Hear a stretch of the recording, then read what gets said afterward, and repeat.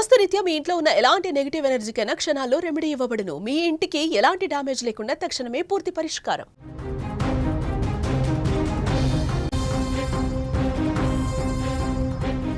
మెదక్ జిల్లా మాసాయిపేటలో విషాదం చోటు చేసుకుంది. ఫోన్ కొనివ్వడం లేట్ అయిందని యువతి ఆత్మహత్య చేసుకుంది. కూతురు మహాలక్ష్మికి ఫోన్ కొనిస్తానని తండ్రి చెప్పాడు ఆల్రెడీ. నిన్న అమావాస్య కావడంతో రేపు కొనిస్తానమ్మా అని చెప్పి కూడా తండ్రి నాగరాజ్ చెప్పడం జరిగింది. దీంతో మనస్తాపానికి గురైన మహాలక్ష్మి ఇంట్లో ఎవరూ లేని సమయంలో ఆత్మహత్య చేసుకుంది. కూతురి మరణ వార్తతో కుటుంబంలో ఒక్కసారిగా విషాద ఛాయలు అలుముకున్నాయి. ఇటీవల కాలంలో మనం చూస్తూనే ఉన్నాం, క్షణికావేశంలో యువత తీసుకుంటున్న నిర్ణయాలు ఆ కుటుంబాల్లో తీవ్ర విషాదాలను నింపుతూ ఉన్నాయి. అమ్మ తిట్టిందని, నాన్న కొట్టాడని, ఎగ్జామ్లో మార్కులు తక్కువ వచ్చాయని, ఇలా చాలా కారణాలు ఏవైనా కానీ ప్రాణాలు తీసుకుంటూ ఉన్నారు. తాజాగా అలాంటి ఘటనే మెదక్ జిల్లాలో కూడా చోటు చేసుకుంది. తల్లిదండ్రులు ఫోన్ కొనివ్వలేదని ఒక యువతి ఆత్మహత్య చేసుకున్న ఘటన మాసాయిపేట మండల కేంద్రంలో అయితే చోటు చేసుకున్నట్లుగా తెలుస్తోంది. మెదక్ జిల్లా మాసాయిపేట మండలం కేంద్రానికి చెందిన నాగరాజు గౌడ్ అనే వ్యక్తికి 4 కూతుళ్లున్నారు, ఒక కుమారుడు ఉన్నాడు. 3వ కూతురు మహాలక్ష్మి సెల్ ఫోన్ను తండ్రి నాగరాజు గౌడ్ తీసుకెళ్లి ఎక్కడో పోగొట్టుకున్నాడు. ఇదే క్రమంలో తనకు సెల్ ఫోన్ కొనివ్వాలంటూ కూడా నిన్న మహాలక్ష్మి తండ్రిని అడగడం జరిగింది. అయితే గురువారం అమావాస్య కదా, శుక్రవారం కొనిస్తానని తండ్రి నాగరాజు కూతురికైతే నచ్చచెప్పి తను షాప్కి వెళ్ళిపోవడం జరిగింది.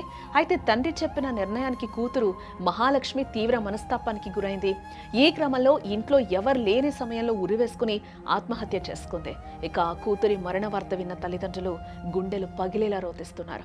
సెల్ ఫోన్ కొనిస్తే తమ కూతురు బతికేదంటూ కూడా వారు విలపిస్తున్న తీరైతే అందరినీ కలిచివేస్తుందని చెప్పుకోవచ్చు. మహాలక్ష్మి తీసుకున్న క్షణికావేశంలో ఆ నిర్ణయం కుటుంబాన్నంతా కూడా శోకసంద్రంలో ముంచేసిందని కూడా చెప్పుకోవచ్చు. తండ్రి కొనివ్వను అని అసలు చెప్పలేదు. ఈరోజు అమావాస్య, రేపు కొనిస్తానమ్మా, ఫోన్ ఖచ్చితంగా కొనిస్తానని కూడా ఆ తండ్రి ఆ అమ్మాయికి కూతురికి నచ్చ చెప్పడం జరిగింది. ఈ నేపథ్యంలోనే ఆ అమ్మాయి అనుకోకుండా కూడా మనస్తాపానికి గురై కూడా ఒక్కసారిగా అమ్మాయి ఒక షాకింగ్ డెసిషన్ తీసుకుంది. ఈ నేపథ్యంలో కుటుంబం అంతా కూడా తీవ్ర విషాదంలో మునిగిపోయింది. ఈ మధ్య కాలంలో మనం చూస్తున్నాం, గేమ్స్ ఆడొద్దని చెప్పినా, లేకపోతే ఎగ్జామ్స్లో మార్క్స్ సరిగ్గా రాలేదని చూస్తున్నా కూడా కొంతమంది పిల్లలు అనుకోకుండా కూడా క్షణికావేశంలో మనస్తాపానికి గురై చాలా మంది ఆ ఇంట్లో పేరెంట్స్కి ఎంత శోకాన్ని మిగులుస్తున్నారో కూడా ఈ మధ్య కాలంలో మనం చూస్తున్నాం. ఇన్నేళ్లు కనిపించిన తల్లిదండ్రులకి మనం ఏమిస్తున్నాం అనేది కూడా ఒకసారి ఆలోచించాల్సిన అవసరం ఎంతో ఉంది. ఎంతో టెక్నాలజీ పెరిగిన నేపథ్యంలో మనం చాలా విషయాలు తెలుసుకుంటూ ఉంటున్నాం, నేర్చుకుంటున్నాం. అవతలి వాళ్ళకి చెప్పాల్సింది పోయి మనమే అలాంటి డెసిషన్స్ తీసుకోవడం ఎంతవరకు కరెక్ట్? ఈరోజు ఇన్నేళ్లు కనిపించిన ఆ తండ్రికి ఎంతటి బాధ అసలు.